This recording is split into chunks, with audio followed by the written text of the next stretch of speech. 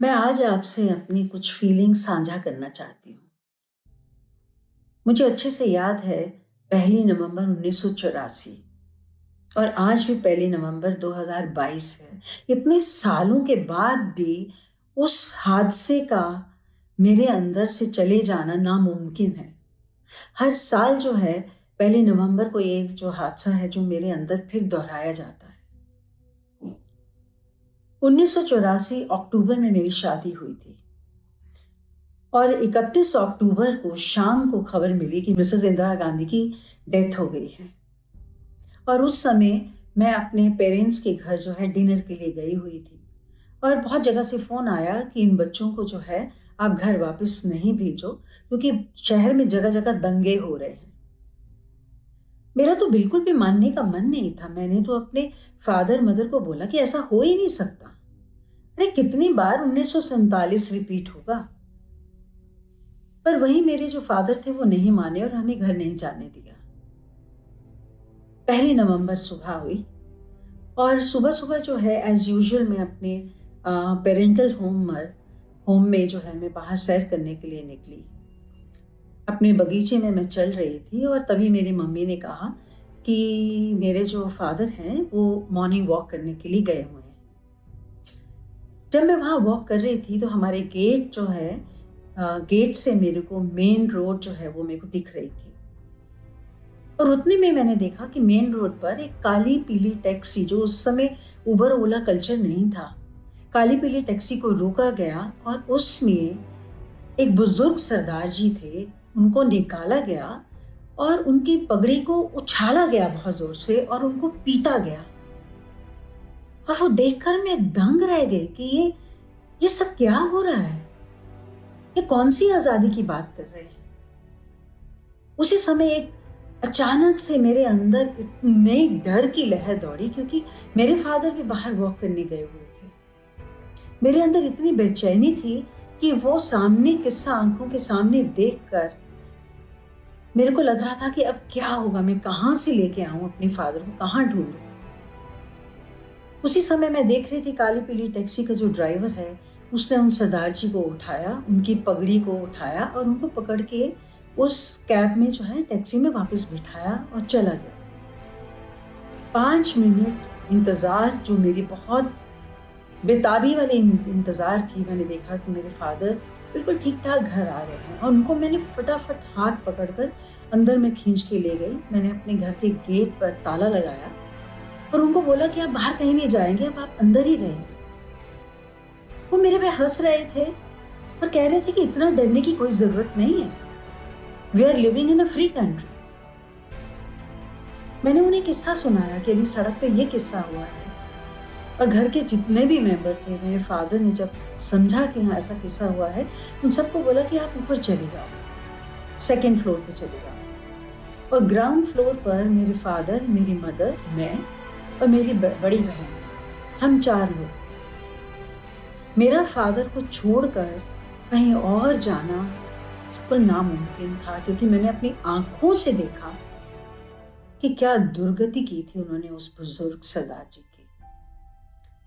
उतने में ही जो है 9 साढ़े 9 बजे का टाइम था। हमारे घर के पास एक और सिख परिवार का घर था, वहां पर अटैक होना शुरू हुआ। जितने भी दंगाई आए, उन्होंने दंगा करते हुए, हाथ में उनके आग की मिसालें थी और उस घर को तोड़ा, आग लगाई और घर का सामान लूट कर लेके जा रहे थे, जिसमें TV, mixie, you name anything, सब लूट लूट के जो है वहां से भाग रहे थे। और बिल्कुल जाहिर था कि दूसरा नंबर हमारे घर ही है। उसके बाद इतना मेरे अंदर दहशत, इतना मेरे अंदर दहशत कि मुझे समझ में ही नहीं आ रहा था कि इसका जो है अंत कहाँ और कब होगा।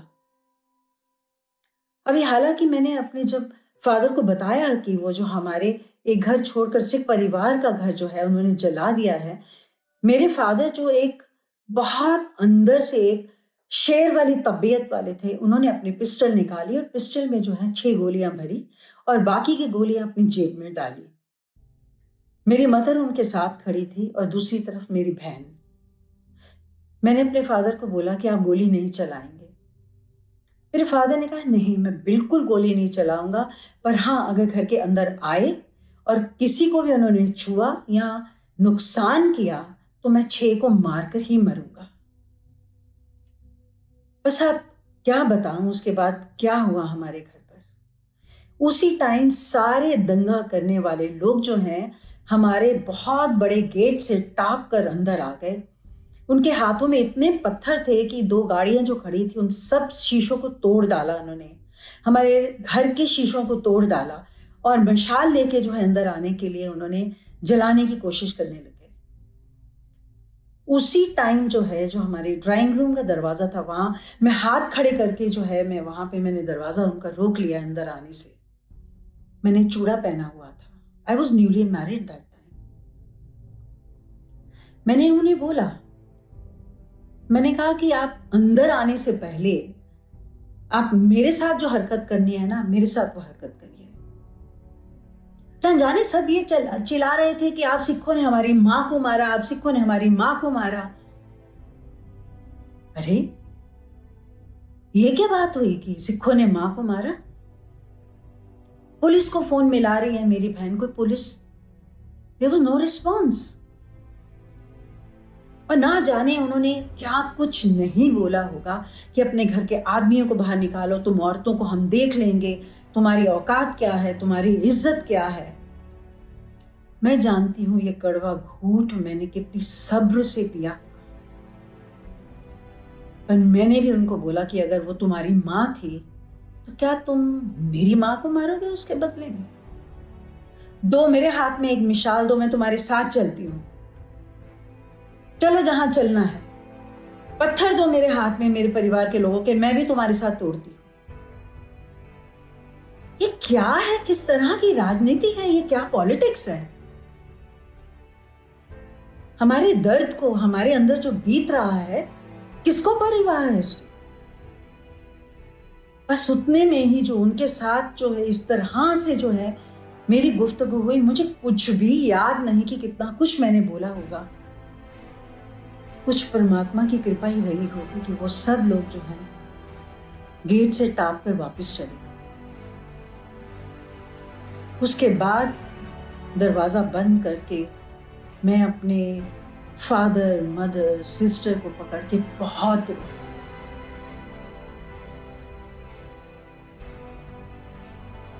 क्या कीमत है उन आंसुओं की,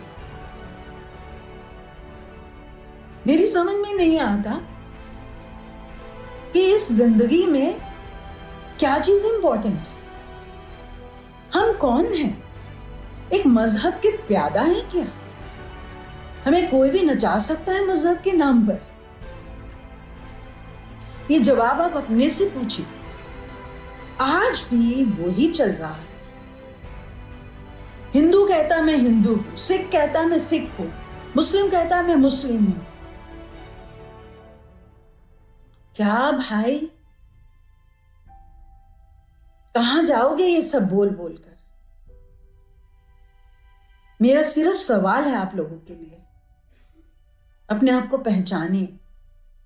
जो आपको अपनी उंगली पर नचाना चाहते हैं उनके लिए एक सख्त कठोर टक्कर बनना जानिए। हम मजहब के प्यादे नहीं हैं, एक प्यार करने वाले इंसान।